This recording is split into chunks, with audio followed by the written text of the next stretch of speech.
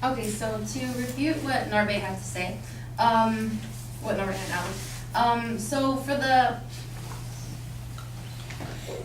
letters of rec, he said that sometimes teachers refuse to write you a letter of recommendation that quarter. But what you can always do, especially if you're like a second, third year, you can always go back and teachers you might have had a connection with in a class, maybe in your major or something like that. Somebody who you actually got to meet. You can always ask them. It doesn't have to be the teachers of this quarter. You can go back and ask one of them. And then for the failing classes, that's true. I didn't specify. I made it seem like you have to wait like a whole year to take a class you failed. But I think most people set out their schedules before time, in advance. They set out their schedules in advance, and so in a quarter, you set out, you look at the classes you need on your paper for your major, and you set them out so you have 3 chances. And so let's say the second quarter you fail something, you can take it the next quarter, but in a semester you've already set out your classes for these 2, and so these are required courses that you have to take.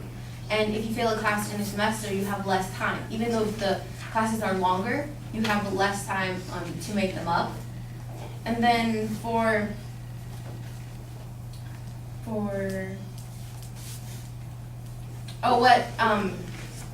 what they said about how it would be cheaper and easier to change to a semester by saying that there would only be 2 times that you have to go and reschedule classes and schedule registration and stuff. Do we really want an education based on how cheap it is, or would we rather pay a little bit more and have to do a little more work to get a better quality education?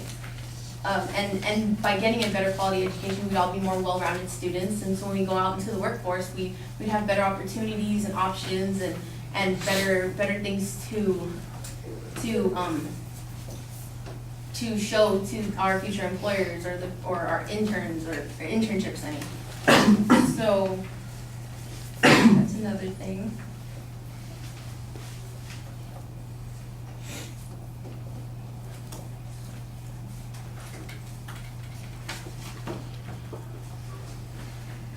And then to back up what Nam said about the private schools, and Narbe was saying that Nam was talking about how much that goes into these schools.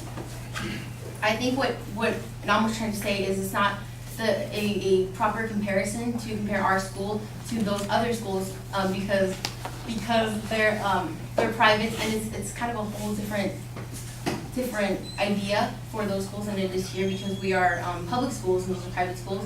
And I think he wasn't saying exactly how much goes into them, but the graduation rates, because most of us have jobs, sometimes 2 on the side, that it's not a proper comparison because of this, and it's not a fair advantage for Cal Poly students to compare them to these private schools.